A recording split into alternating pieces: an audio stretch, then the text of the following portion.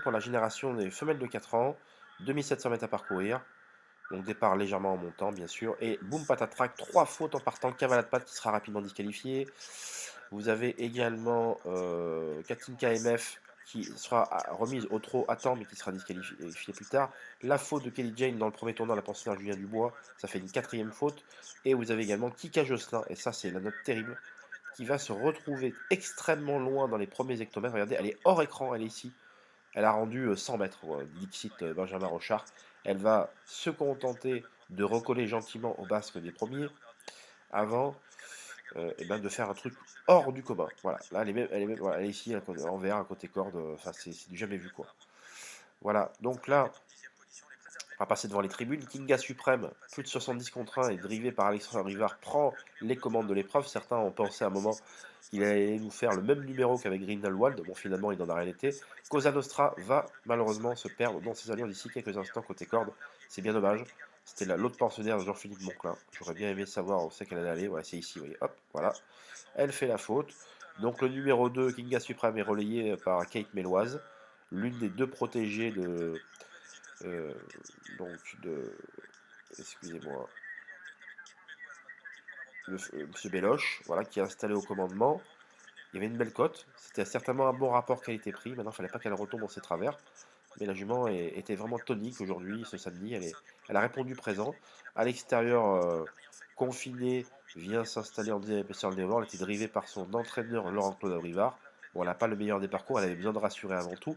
Elle ramène sur son porte-bagages Crackmania, qui avait encore besoin de courir, au dire de Pierre Vercruis. Là, du coup, le numéro 3, Jean-Michel Bazir, voit il a un wagon qui n'est pas le bon devant lui, donc il décide de passer à l'attaque fort judicieusement avec qui l'a dit. Je pense qu'il aurait aimé attendre davantage, mais là, il voit qu'il tombe sur un mauvais wagon. Et du coup, il durcit pour prendre les commandes de l'épreuve devant Kate Méloise, qui pour l'instant se laisse faire, se laisse couvrir. Mais on sent que la façon avec laquelle vient Lady, qu'elle n'est pas encore à 100%, quoi. Il a dû un peu l'empoigner. Je trouve que voilà, là il attend désormais les attaques, il reprend pour donner une chance à sa jument. Crackmania vient en deuxième épaisseur le nez au vent. Et là, la favorite se rapproche, Cash Lady, qui venait enfin qui pouvait se targuer d'avoir battu Destiny Lipoggio l'avant-dernière fois à Vincennes, qui n'est quand même pas la première venue. C'était elle qui avait les meilleurs titres récents. Donc là, elle était cotée du numéro 3, qui l'a dit, la pensionnaire Louis Baudron. Kate Méloise attend dans leur sillage avec des ressources évidentes. Kouvola s'est bien rapproché après avoir attendu une deuxième moitié de peloton, est en quatrième position, mais on voit qu'elle a du mal à coller déjà la future lauréate.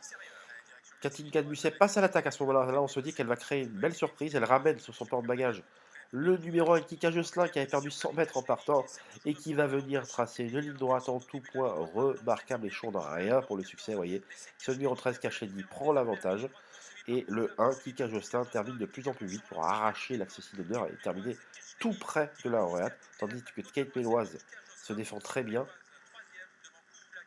Couvela est quatrième et Kismit Davari, bonne finisseuse en léger retrait des premiers, s'octroiera de haute lutte la cinquième place. Donc une arrivée serrée finalement, et on notera donc la grosse note, hein, bien évidemment, Kika Josselin qui a fait un truc hors du commun, vraiment.